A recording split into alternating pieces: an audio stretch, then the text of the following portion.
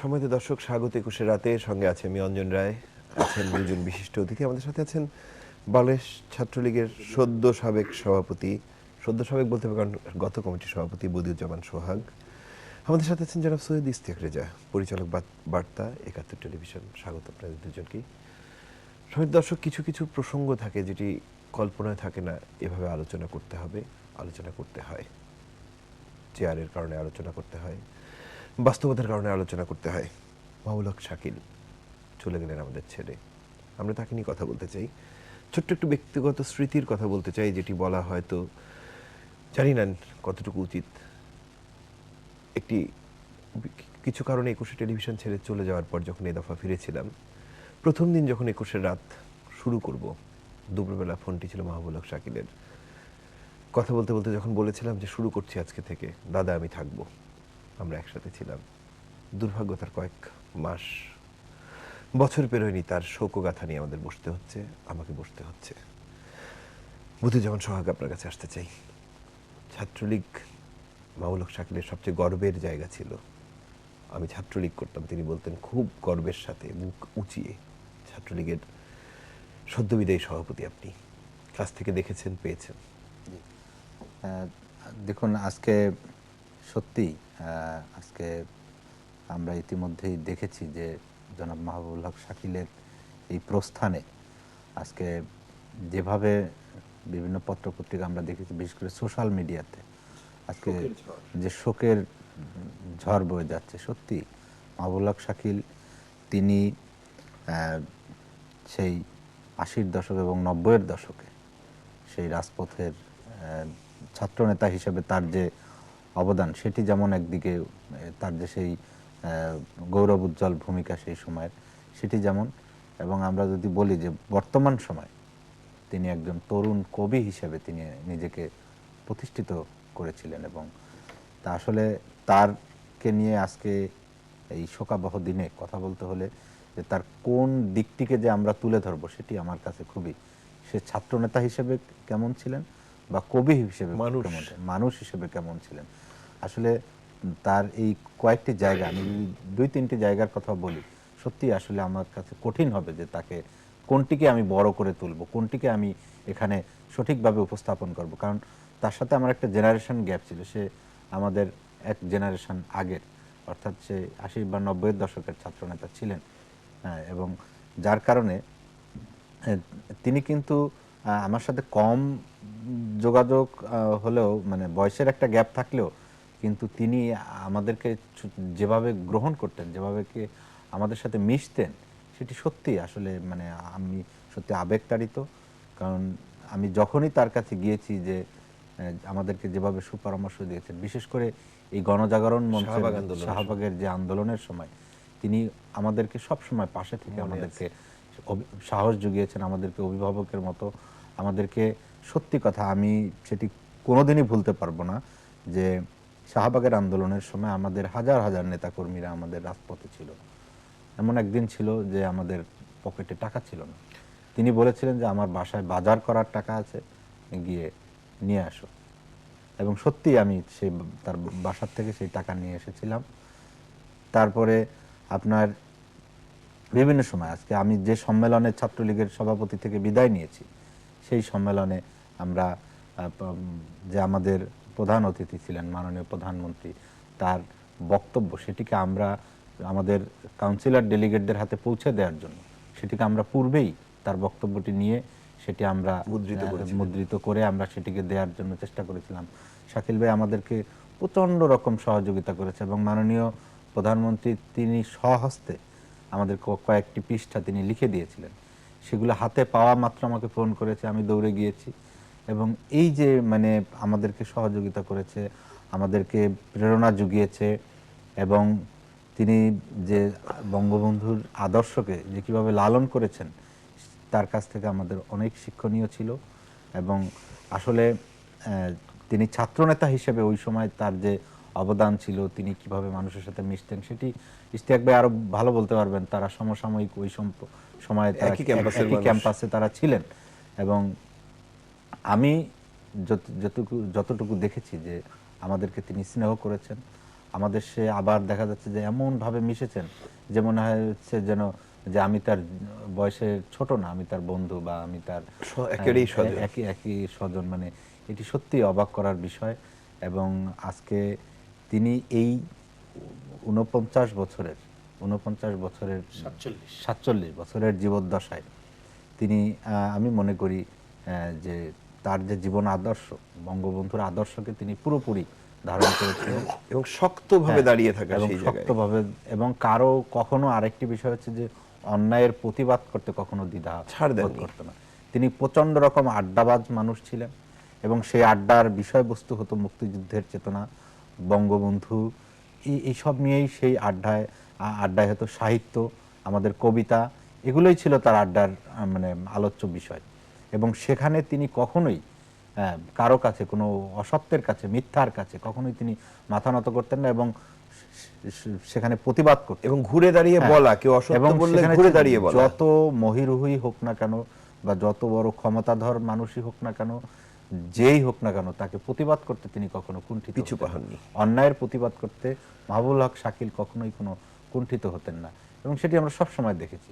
আমরা অনেক সময় অনেক সিনিয়রদের অনেক কিছু প্রতিবাদ করতে বা তাদের সামনে কথা বলতে আমরা ভয় পেতাম বা আমরা এড়িয়ে যাওয়ার চেষ্টা করতাম, আমরা লুকানোর চেষ্টা করতাম, কিন্তু শাকিল ভাইয়ের চরিত্রে এটি ছিল না।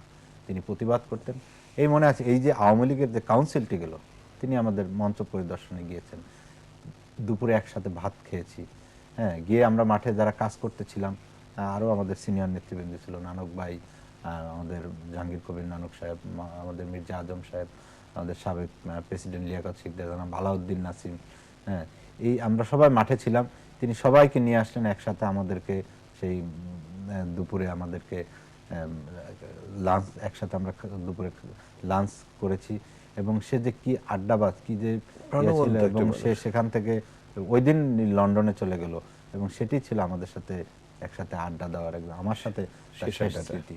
এবং আমি সত্যি মনে করি যে মাহবুবুল হক শাকিলের তার এই কর্মময় জীবনটি ছোট হতে পারে, কিন্তু তিনি একজন সফল ছাত্রনেতা, ক্যানভাসটা অনেক বড়। একজন সফল ছাত্রনেতা এবং একজন আদর্শিক মানুষ। এবং তিনি সবচেয়ে এই স্বল্প সময় তিনি নিজেকে যে মানে আমাদের যে সাহিত্যের অঙ্গনে যে নিজেকে প্রতিষ্ঠিত করেছেন। আমি জানি যে এই সাম্প্রতিক সময় তিনি কলকাতায় বইমেলায় গিয়েছেন এবং এখানে কলকাতায় কয়েকটা সেমিনার হয়েছিল, এখানে গতবার আমরা একসাথে ছিলাম। সেমিনার হয়েছিল। সেখানে আমি জানি যে আমাদের শ্রদ্ধেয় আনিসুজ্জামান স্যার এবং বাংলা একাডেমির মহাপরিচালক জনাব শামসুজ্জামান সাহেব, এদের সাথে তিনি খুব ঘনিষ্ঠভাবে মিশতেন। বঙ্গবন্ধুর অসমাপ্ত আত্মজীবনীর ক্ষেত্রে তার যে অংশগ্রহণ বা এখন সামনে যেটি প্রকাশিত হচ্ছে কারাগারের রোজনামচা, বঙ্গবন্ধুর চীনের ডায়েরি, সেইখানে এইগুলোর সাথে তারা কাজ করেছেন আমি জানি। এবং আমরা জানি যে আজকে মাননীয় প্রধানমন্ত্রী তিনি শোক বার্তা দিয়েছেন এবং তিনি বলেছেন যে মাহবুবুল হক শাকিল তিনি আমার সন্তানের মতো। এবং আমরা শুধু আমাদের মাননীয় প্রধানমন্ত্রী নয়, আমরা জানি যে বঙ্গবন্ধু পরিবারের প্রতিটি সদস্য তাকে অত্যন্ত স্নেহ করতে এবং তাকে বিশ্বাস করতে। এবং শাকিল ভাই মানে মাঝে মাঝে আড্ডা আমাদেরকে বলতো যে আমার কিছু চাওয়া পাওয়ার নেই। কেন? কারণ হচ্ছে যে আমাদের মাননীয় নেত্রী দেশরত্ন শেখ হাসিনা এবং আমাদের বঙ্গবন্ধুর আর এক তনয়া শেখ রেহানা তেনা বলতেন যে আজকে যদি রাসেল বেঁচে থাকতো, শাকিল ভাই, মানে এটা রেহানা আপার কথা, যে শাকিল যদি রাসেল যদি আজকে বেঁচে থাকতো, শাকিল ভাই সে কি আপনার মতো হতো, বা শাকিল ভাই সে কি আপনার মতো এরকম হতো, বা না এরকম হতো। মানে এটা এটা শাকিল ভাই বলতো এবং বলতো যে আমি আর কিছু চাই না। সে বলতো যে বঙ্গবন্ধুর দুই কন্যা আমাকে যে স্নেহ করে, আমাকে ছোট ভাইয়ের মতো জানে, আমার আর জীবনে কিছু চাওয়া নেই। এই কথাটি তিনি বারবার বলতেন। আসবো আপনার কাছে। পেছনে ফিরি না, আমার জন্য আপনি পাতলা চশমা পরা ছেলে, আমি বলছি যে আমার জন্য ব্যক্তিগত ক্ষতি। আমার তিনটি ভাই মারা গেছে কিছুদিন এর মধ্যে, আপনি জানেন। আমার কাছে মনে হলো আমার আরেকটি ভাই মারা গেল, আমি আবারও ভাই শূন্য হয়েছি। এবং শাকিলের সাথে আমার সম্পর্কটা তো সোহাগ বলছিলেন কিছুটা সেই ক্যাম্পাস থেকে। আমরা যখন অনার্সের ফাইনালে তখন শাকিলরা ক্যাম্পাসে আসলো এবং আমি দেখতাম যে মিছিলের অগ্রভাগে, এবং তখন একটা উত্তাল সময়, স্বৈরাচার বিরোধী আন্দোলন, মিছিলের উত্তাল সবচেয়ে জোরে স্লোগান সামনে থাকা, একদম চোখে চশমা, একটা লিকলিকে ছেলে লম্বা করে হাকিম চত্বরে দাপিয়ে বেড়াচ্ছে, কখনো মধুর ক্যান্টিন। এবং বলে রাখি, শাকিল আমার স্ত্রীর ব্যাচমেট বলে অন্যরকম কিছু স্মৃতি জানি। একটা সম্পর্ক। এবং শাকিলের যে চেঞ্জটা আমি দেখতে পাচ্ছিলাম, শাকিলের সাথে আমি সাংবাদিক, শাকিল রাজনৈতিক কর্মী, পরবর্তীতে আমি সাংবাদিক, শাকিল সিআরআই এর সিইও, আপনার মনে আছে নিশ্চয়ই অঞ্জন রায়, আওয়ামী লীগের গবেষণা প্রতিষ্ঠান। আমি সাংবাদিক, শাকিল মাননীয় প্রধানমন্ত্রীর প্রথমে ডেপুটি প্রেস সেক্রেটারি, পরবর্তীতে মিডিয়া সহকারী। এই যে প্রফেশনাল সম্পর্ক, কিন্তু এটা কখনোই শাকিলের সাথে এটা প্রফেশনাল ছিল না, একেবারেই হৃদ্যতা সম্পর্ক। এবং শাকিলের শিফটটা ছিল, আপনি দেখেন শাকিল কিন্তু নিজেকে ক্রমেই একটা অন্যরকম জায়গায় নিয়ে যাচ্ছিল নিজেকে। কবি তো সে ছিলই, কিন্তু তার চাইতে বেশি সাম্প্রতিককালে তার নজর এসেছিল গল্প লেখা। ছোট গল্পগুলো সামদাদুতে বসে বহুদিন তার পূর্ণ গল্প শুনতে হয়েছে। মাঝার আমার অন্য দিনের প্রকাশক, কখনো মাঝার পড়ছে, কখনো অন্য কেউ পড়ছে। এবং যেই বিষয়টা আমার কাছে মনে হচ্ছিল, শাকিল নিজেকে ক্রমেই এমন একটা জায়গায় নিয়ে যাওয়ার চেষ্টা করেছিল যেই জায়গাটা আসলে স্পর্শ করা খুব কঠিন। এবং আপনাকে বলে রাখি, আজকে আমার মনে পড়ছে, আমি আমার স্ত্রীর সাথে আলাপ করছিলাম, পূজার ঘটনাটা আপনি জানেন, যে 5 বছরের মেয়ে ধর্ষিতা, এবং তাকে কিন্তু ঢাকায় আনা, চিকিৎসা করা, তার পরিবারের ইনভলভমেন্ট ছিল, সেটা আমি জানতাম। কিন্তু আমার সাথে দেখা হওয়ার পরে আমার দুটো হাত ধরে বলল, হামাও করে কান্না, যে 5 বছরের মেয়েকেও কেউ ধর্ষণ করতে পারে, তবে কি আমরা মানুষ? তো আরেকটা কথা না বললেই নয়, শাকিলের সবচেয়ে বড় দুর্বলতা ছিল বঙ্গবন্ধু। এই একটা জায়গায় আমি কখনো, রাজনৈতিক বিভেদ, তর্ক, অনেক কিছু হয়েছে, কিন্তু আমি দেখেছি একটা জায়গায় তার যে সততা, বঙ্গবন্ধুর প্রতি, শেখ হাসিনার প্রতি এবং বাংলাদেশের মুক্তিযুদ্ধের প্রতি, এইখানে কখনো তাকে কিন্তু কোনো সময় তাকে টলানো যায় না। এক জায়গা থেকে তর্কের এই জায়গায় কখনো সে আপোষ করে নাই, যে এই জায়গায় কাউকে ছাড় দেওয়া ছিল না। ছাড় দেয় নাই। এবং আপনি জানেন প্রধানমন্ত্রীর কার্যালয়ে তার অবস্থান ছিল, কিন্তু তার সততা ছিল প্রশ্নহীন। মানে এমন একটা জায়গায় ছিল তার সততা, কেউ বলতে পারবে না শাকিল এই কার্যালয় ব্যবহার করেছে কোনো কিছু অপ্রিয় কোনো কিছু করার জন্য। এবং এগুলাই কিন্তু তাকে, এবং যেটা সোহাগ বলছিলেন, আনিসুজ্জামান স্যার, সৈয়দ মঞ্জুরুল ইসলাম, বাংলা একাডেমির মহাপরিচালক শামসুজ্জামান খান, সে কিন্তু নিজেকে সেই উচ্চতায় নিয়ে, এবং আপনি জানেন কবি সাহিত্যিকদের জন্য তার করা, সৈয়দ হকের ব্যাপারে আপনি দেখেছেন, সর্বশেষ আমি জানি যে ব্যক্তিগত উদ্যোগে, এবং ওটা করেই সে আমার সাথে দেখা করতে এলো আমাদের হেলাল হাফিজের জন্য। হেলাল হাফিজ তার চোখ নষ্ট, তার চিকিৎসার জন্য তাকে নিয়ে যাওয়া হলো প্রধানমন্ত্রীর বাসায়, গণভবনে। এবং তার সেন্সটা দেখেন, সে কিন্তু সাথে নিয়ে গেছিল ডাক্তার নুজহাত চৌধুরী, শহীদের কন্যা। নুজহাত কিন্তু নিজে একজন চক্ষু চিকিৎসক, তাকে নিয়ে গেছে সাথে। এবং আমাকে বলল, তোমাকে, আমি শেষের দিকে সে আপনি থেকে তুমিতে নেমে এসেছিল আন্তরিকতায়, তোমাকে একটা নিউজ দেই, তুমি সবার আগে দিবা, যে কবি হেলাল হাফিজের চিকিৎসার ব্যয় ভার নিচ্ছেন প্রধানমন্ত্রী শেখ হাসিনা। চালানোর পরে শহীদ কাদরীকে ফিরিয়ে আনার ক্ষেত্রে, এবং আমরা দেখেছি এয়ারপোর্ট থেকে শুরু করে শহীদ মিনার পর্যন্ত বঙ্গবন্ধু কন্যা যখন বলছেন তাকে, এবং তিনি কিন্তু প্রতিটা কর্মের ক্ষেত্রে একদম মানে থাকছেন, বাস্তবায়ন করছেন, সাংঘাতিক ছুটে চলছেন। তো সেটাই আর কি, আমার কাছে মনে হচ্ছে যে একটা কোথায় যেন একটা নিজেকে অন্যরকম করে গড়ে তোলার একটা প্রক্রিয়ার মাঝে শেষ হয়ে গেল। এবং এখানে না বললেই নয়, শাকিল কিছুদিন আগে একটা উদ্যোগ নিল যে সে একটি সাহিত্য পত্রিকা করবে। মইনুল হাসান সাবের, সৈয়দ মঞ্জুরুল ইসলাম, আমি, শাকুর মজিদ এবং মাজার ছিল। এবং সে বলল যে আমরা সবাই এখানে বনানীতে অফিস হবে, সবাই সাহিত্য পত্রিকার দায়িত্ব নেবে, লিখবে, সবার লেখা তৈরি হবে। সে কড়াকড়িটা করলো যে মান না হলে ছাপা হবে না, শর্ত জুড়ে দিল। এমনকি আমাদের যারা সম্পাদক মণ্ডলীতে থাকবো তাদের লেখাও কিন্তু রিজেক্ট হওয়ার সম্ভাবনা থাকবে যদি মানসম্পন্ন না হয়।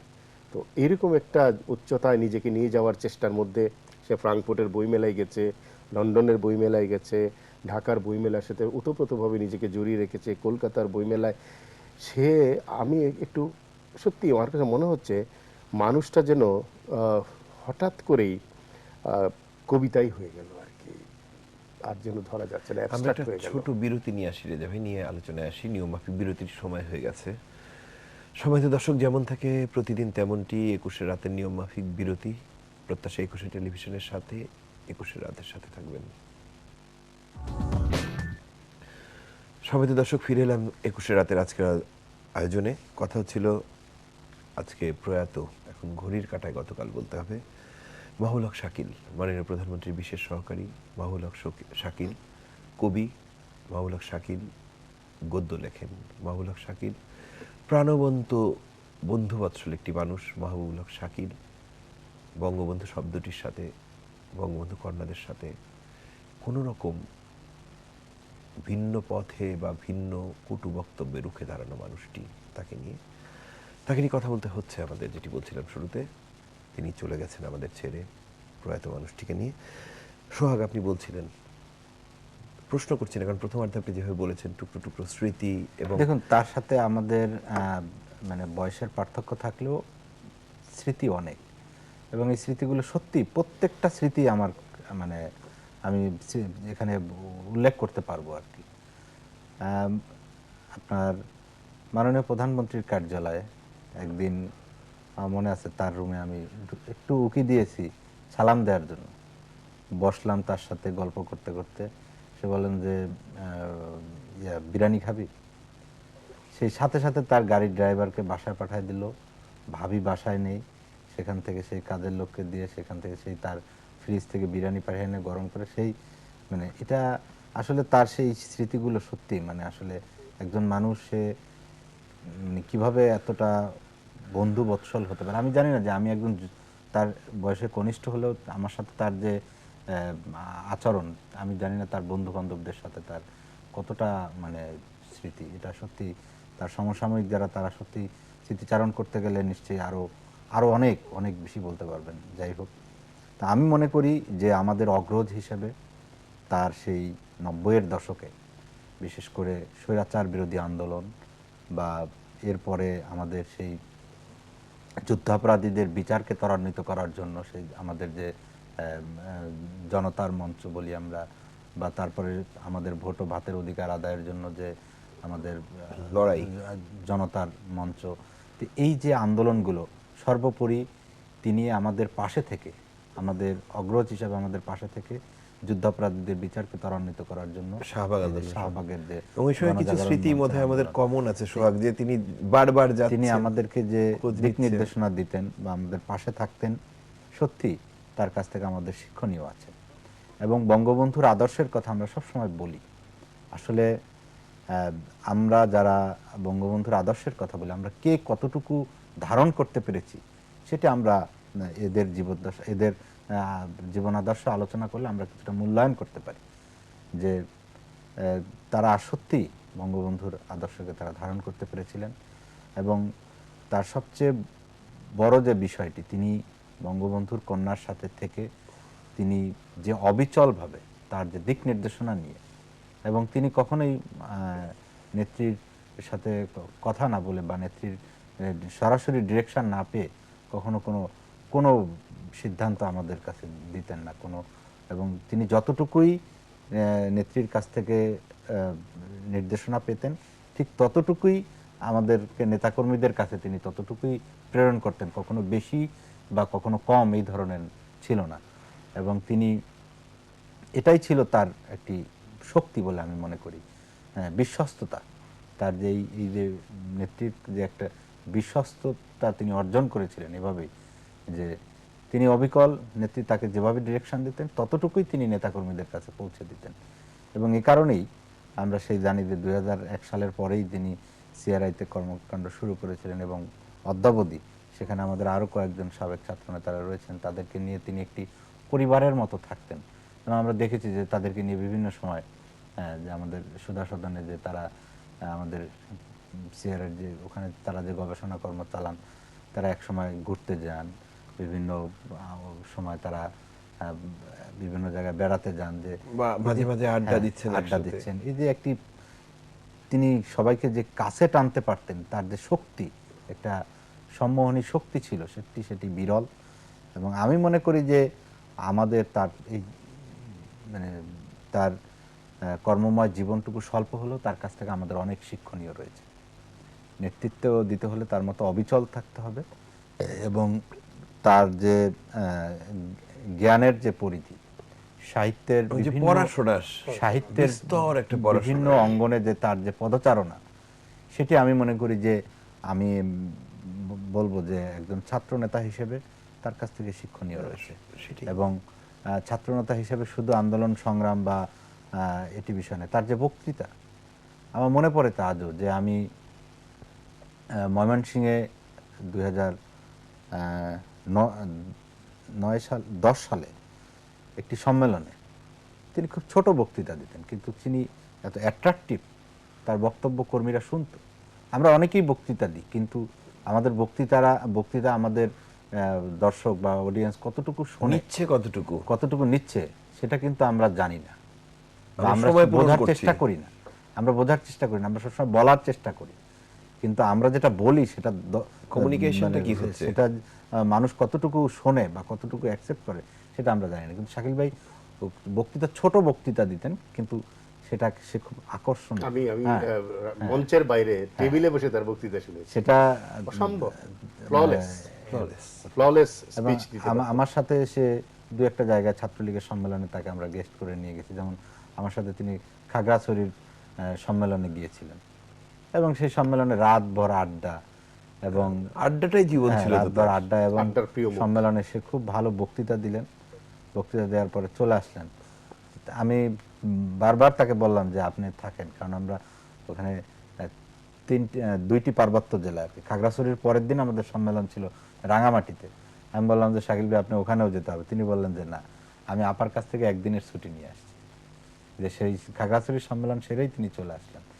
এবং সেখানে আমাদের সাবেক সাধারণ সম্পাদক রোটন ভাইয়ের বাড়িতে তিনি দুপুর মধ্যাহ্নভোজ করেছেন, এবং সেখানে রোটন ভাই তার জন্য অনেক খাওয়া দাওয়ার আয়োজন করেছেন, এবং এটা নিয়ে সে রোটন ভাইকে অনেক খেপাতেন, হাসি ঠাট্টা করলেন যে রোটন যে এত আমাকে আপ্যায়ন করছে এই সেই। এটা নিয়ে সে অনেক গল্প, অনেক আড্ডা, সেই স্মৃতি সত্যি আসলে আমাদেরকে তাড়া করে। এবং সত্যি আমি মনে করি যে আমাদের এই প্রজন্মের, এই তরুণ প্রজন্মের, যদি আমরা বঙ্গবন্ধুর আদর্শের কথা বলি, তার কাছ থেকে শিক্ষণীয় আছে অনেক কিছুই।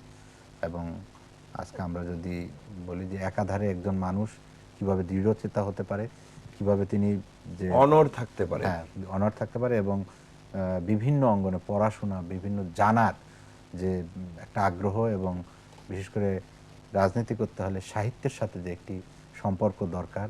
কারণ আমরা যে বাঙালি চেতনার কথা বলি, বাঙালি জাতি হিসেবে যে আমাদের বাঙালি যে একটি আমাদের বাঙালিত্বকে আমরা যদি ধারণ করতে চাই, তাহলে অবশ্যই আমাদের সাহিত্যের সাথে বা আমাদের একটি যোগাযোগ থাকা দরকার। এবং মাহবুবুল হক শাকিলের সেই সম্পৃক্ততাটা ছিল, সেই যোগাযোগটা তার ছিল।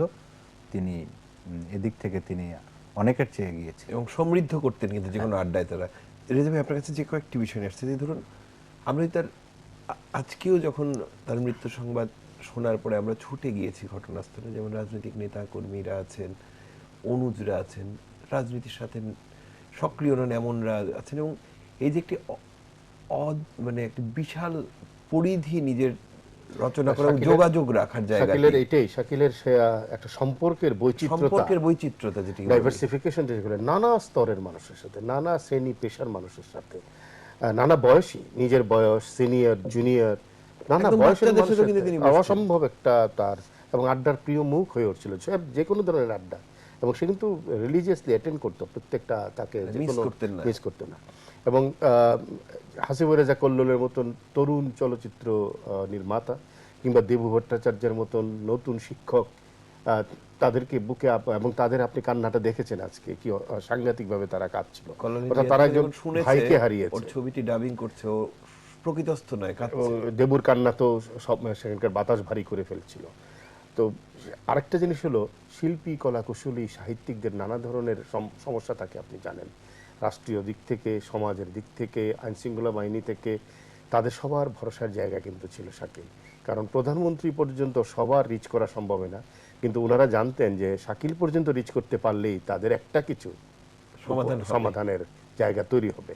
এবং এইটা আজকে আমাকে শামীমা তুষ্টি অভিনেত্রী, সে বলছিল এই একটা জায়গায় বিরাট শূন্যতা, এটা পূরণ হবার নয়, আর কেউ এটি পূরণ করবে না। এখন যে কোনো লেভেলের এখন নতুন একজন আর্টিস্ট থেকে শুরু করে সিনিয়র নির্মাতা, যে কোনো লোকের ফোন কিন্তু সে রিসিভ করতো, এবং একটা প্রমিস করতো, আচ্ছা আমি দেখছি, এটা সমাধান হবে, আর যেটা হবার নয় সেটা কিন্তু সে বলে দিত, যেটা এইভাবে হবে না। তার এই ভনিতা করার কোনো জায়গা ছিল না, স্ট্রেট লাইন কথাবার্তা বলতো। আর সাদা কালোর বিষয়টা ছিল সাদাকে সাদা, কালোকে সাদা, শুধু তাই না, যেটা সে পারবে, যেটা তার আয়ত্তের মধ্যে সেইটা তো করতোই, যেটা তার আয়ত্তের মধ্যে না সেটার জন্য কিন্তু ঝাঁপিয়ে পড়তো। এটা ছিল তার একটা বড় গুণ। এবং আমি তো বলবো যে বাংলাদেশের শিল্প সাহিত্য জগতের মানুষ তাকে ফিল করবে, তার অভাবটা বোধ করবে, কারণ এরকম ভালোবাসার মানুষ খুব কম পাওয়া যায়। এবং শাকিলের আরেকটা বড় জায়গা ছিল যেটা, সেটা হলো সে কিন্তু কমিটমেন্ট রক্ষা করে মানুষ, যেটা সে বলতো যে আমি এটা করব, কমিটমেন্ট কিন্তু একটা খুব গুরুত্বপূর্ণ বিষয় মানুষের জীবনে, এবং কমিটমেন্টটা কিন্তু সে রাখার চেষ্টা করতো। আর কখনো কখনো মনে হতো যে সে বোধহয় একটা শিশু, এমনভাবে আচরণ করতো আর কি। মনে হতো না এত দায়িত্বপূর্ণ একটা কাজ করছে, কিন্তু তার আচরণ ছিল মাঝে মাঝে ওই হুট করে আবদার। সবাইকে ডেকে এক করা। আমি আর বলতে চাই না, তুমি জানো আমাদের কাছে তার যে আবদারগুলো ছিল, আমরা বড় ভাই হিসেবে, মানে এগুলো মনে করলে খারাপ ভাই, লাগতে থাকে। মাঝে মাঝে একটা জিনিস ছিল না, সবাইকে ডাক দিয়ে জড়ো করে ফেলবে, হ্যাঁ, একদম। সারপ্রাইজ একসাথে করা, সারপ্রাইজ দিত, কেউ এবং জানি না ক্ষমাও চাইতো যে আমি কিন্তু এটার জন্য পেনাল্টি আমি দিব, দিয়েছেও, যা আপনাকে আমি ডেকে নিয়ে আসছি, আপনার সময় নষ্ট করছি, আড্ডাটা দিতে হবে। এবং একজন নয়, দেখা যাচ্ছে একদিনে একদিনে 8-10 7-8 জনকে জনকে ডেকে নিয়ে, এবং কেউই জানেন না কোথায় যাচ্ছেন, প্রত্যেকেই জানেন যে জরুরি ডাক পড়েছে, যাওয়ার পর দেখা গেল আড্ডাটা শুরু হলো। এবং শাকিলের ডাক মানে যেতেই হবে, এরকম একটা বিষয় ছিল, যে যার এবং যেখানে যেতেই হবে ভালোবাসার জন্য। আমার একবার মনে আছে, আমি একটা আড্ডায় যাইনি, 3 দিন পরে সে আমাকে একটা SMS করেছে। 2 দিন ব্যাপী আমি অপেক্ষা করলাম যে রেজা ভাই তুমি আমাকে SMS করবা, সেটা আমিই করলাম, আসলেই তুমি আমার বড় ভাই। মানে সেরকম সে একটা, আমি সেই SMS এখনো রেখে দিয়েছি। মানে আমার সত্যি অদ্ভুত লাগে যে এরকম একটা মানুষ চলে যেতে পারে। যেটা খুব গুরুত্বপূর্ণ সেটা হলো যে আমাদের আজকে যারা, যে সোহাগ বলছিল, আজকে যারা ছাত্রলীগ কিংবা ছাত্র রাজনীতি করে, শাকিলের কিন্তু পড়াশোনার একটা ব্যাপকতা ছিল, যেমনি সাহিত্য তেমনি রাজনীতির পড়াশোনা। আরেকটা কথা বলি, বাংলাদেশে বাইলিঙ্গুয়াল প্রফিসিয়েন্সি বলে যে একটা জিনিস আছে, যে বাংলা এবং ইংরেজি দুটো ভাষাতেই দখল, শাকিলের কিন্তু দুটোতেই দখল ছিল, অসম্ভব ভালো বাংলা লিখত। তুমি নিশ্চিত থাকো অঞ্জন রায় যে তার প্রতিটা, আমি বলতে পারি তার প্রতিটা স্ট্যাটাস ফ্ললেস ছিল, ভুল ছিল কম। একেবারে আমি বলবো যে আমি ভুল পাইনি, তার বানান থেকে শুরু করে ব্যাকরণে। আমার ব্যক্তিগত একটা জায়গায় শেয়ার করি, আসলে আজকে বারবার হয়ে যাচ্ছে যে আমার কখনো কখনো প্রচুর বানান ভুল হয় হয়তো লেখায়, ফোন করে, আমার নিজের মনে আছে, ফোন করে কম্পিউটারে ঢুকো, এই লাইনটা এই লেখো, এই লাইনটার এই বানানটার হর্ষি হবে, এটা দীর্ঘি হবে, এই আকারটা কম পড়েছে, বানানের ব্যাপারে খুবই এবং বানানের ব্যাপারে কিন্তু তিনি রীতিমতো মানে রিয়াক্ট করতে, যে এই বানানটা ভুল হচ্ছে কেন, বানান ভুল ভুলের হবে কেন, ব্যাপারে, ব্যাকরণের ব্যাপারে সাংঘাতিকভাবে ব্যাপারে। ঋদ্ধ ছিল। এবং ইংরেজি, যেটুকু ইংরেজি লিখতো সেটাও কিন্তু অত্যন্ত লুসিড কম্পোজ হতো সেটা। তো এরকম একটা গুণাগুণ যার ভিতরে ছিল, এরকম লোক পাওয়া সত্যি, মানে আমি বলবো যে সমসাময়িক ছাত্র রাজনীতিকে আমাদের সমাজেই এটা বিরল একটি, যেখানে পাঠ্যাভ্যাসটি কমে যাচ্ছে রেজা ভাই, এটি কিন্তু একটি, আর তার ভয়ঙ্কর রকমের পাঠ্যাভ্যাস, আমি ভয়ঙ্কর শব্দটা ব্যবহার করছি, না, আমি সাদামাটা নয়, একেবারে শেষ সিম্পল নয়, যেবার বাইরে গেলাম আমার মনে আছে, আমাকে তিনি যে তালিকা দিলেন, সেই বই টানতে গিয়েও কিন্তু আমার হাত ব্যথা, কারণ বেশ অনেক কেজি, এবং তার যে হিসাবটি রাখার সোহাগ, যে আর কোন প্রকাশনী থেকে কোন বইটি বের হচ্ছে। 31 ঘটনা তোমার মনে আছে, আমরা একটু মজা টজা করলাম, তার সাথে একটু মনোমালিন্য হলো, আবার একসাথে খেতে বসে তার প্রথম আবদার, কালকে আমার জন্য স্ত্রী একটা কবিতা লিখবে, এই ছিল তার আবদার। তাহলে সে খাবে না তো খাবে না, এরকম শিশুর মতো ছিল। মানে শেষে আমাকে অঙ্গীকার করতে হলো যে আমি কবিতা লিখেছিলেন, আমি লিখেও ছিলাম। তো শাকিলের এই দিনটি কত বছরের, কি অদ্ভুত। আমার মেয়ের জন্মদিনেও এসেছিল, এবং অনেক রাতে এসেছিল, এবং আমার মনে আছে যে সে কিছুটা অসুস্থ ছিল, তবু এসেছিল। ব্যক্তিগত স্মৃতি বলতে চাই না, সামাজিকভাবেও আমি তাকে যেভাবে দেখেছি, প্রতিটা তার সবচেয়ে বড় এটা ছিল প্রধানমন্ত্রীর কার্যালয়ে, প্রধানমন্ত্রীর বাসায়, যে কোনো অনুষ্ঠানে আমরা সবাই দেখেছি সিনিয়রদের প্রতি যে তার সম্মানটা, বিশেষ করে গুণী মানুষ, যেই গুণীজনদের সম্মান করার যে তার যে একটা প্রবণতা, এটা কেউ চেয়ারে জায়গা পেল কিনা, কি খাবার পেল কিনা, কাউকে মানে অশ্রদ্ধা করা হয়েছে কিনা, কেউ উদাসীন থেকেছে কিনা কারো ব্যাপারে, কোথাও কারো নজরদারিতে কম পড়েছে কিনা, সিকিউরিটি কারোর সাথে কোনো ধরনের খারাপ আচরণ করেছে কিনা, একটাই ভরসার জায়গা ছিল কিন্তু, যে মাহবুবুল হক শাকিল, তাকে বললে কিন্তু সমাধানের জায়গাটা ছিল। পরিশেষে আসলে তার সকল শুভানুধ্যায়ী,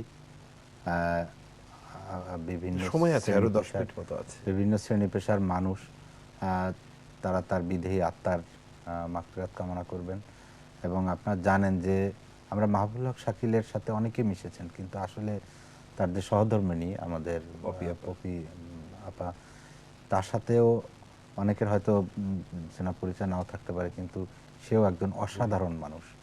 আমরা তার এই শোককে হ্যাঁ তার মেয়ে মৌপি, হ্যাঁ সত্যি তার মেয়েটাকেও সে সেভাবেই গড়ে তুলেছিলেন, যে সে যখন দেশের বাইরে যেতেন, ভাবির সাথে একবার আমি নিউ ইয়র্কে যাওয়ার আমাদের সুযোগ হয়েছিল, আমরা একই সাথে আমরা গিয়েছিলাম।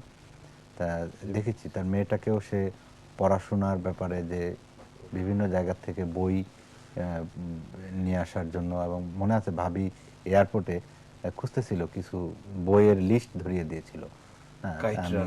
হ্যাঁ, আজকে এই শোককে তাদের বহন করা, হ্যাঁ এই শোককে যাতে তারা কাটিয়ে উঠতে পারে, এবং তাদের সবাই প্রতি সেই তার জন্য দোয়া করবেন, এটা আমি প্রত্যাশা করি। এবং আমি মনে করি যে মাহবুবুল হক শাকিলদের আসলে মৃত্যু নেই, তিনি যুগ যুগ ধরেই বেঁচে থাকবেন আমাদের মাঝে, কারণ তিনি নিজেকে সেভাবেই গড়ে তুলেছিলেন। তিনি তার আদর্শ, তিনি তেমনি একটি আদর্শকে আঁকড়ে ধরেছিলেন।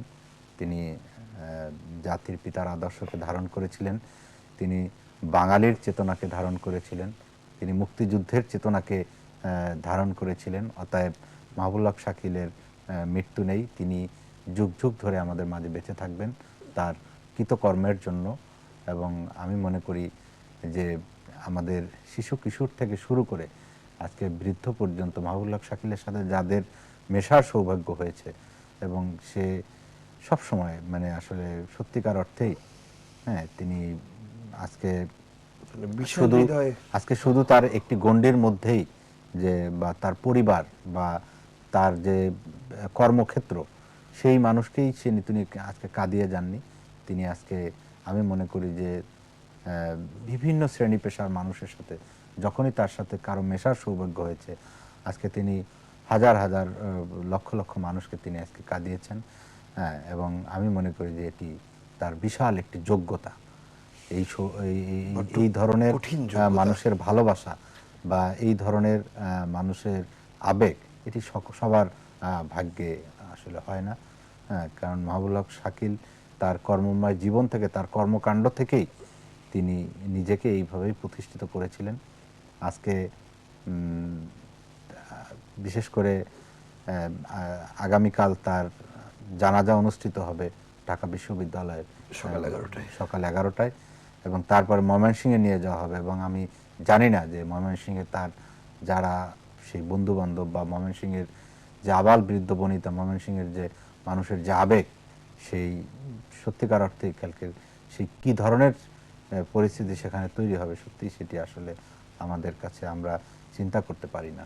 এবং আজকেও আমি দেখে আসলাম যে শাকিল ভাইয়ের বাসাতে, এখানে তার অসংখ্য বন্ধু বান্ধব, অসংখ্য মানুষ, যে আজকে জানেন যে এই অনুষ্ঠানে আসলে আমার আসার কথা ছিল না, এখানে অন্যদের আসার কথা ছিল, এবং তার অনেক বন্ধু বান্ধবকেই রিকোয়েস্ট করা হচ্ছিল যে আজকের এখানে আসার জন্য। কারণ আসলে শাকিল ভাইয়ের স্মৃতি আমার কাছে তো খুবই সামান্য স্মৃতি। তার অনেক বন্ধু বান্ধব ওখানে ছিলেন তার বাসায়, যে তাদের আসার কথা ছিল, কিন্তু সবাই বলছে যে না, আমরা কেউ প্রস্তুত না।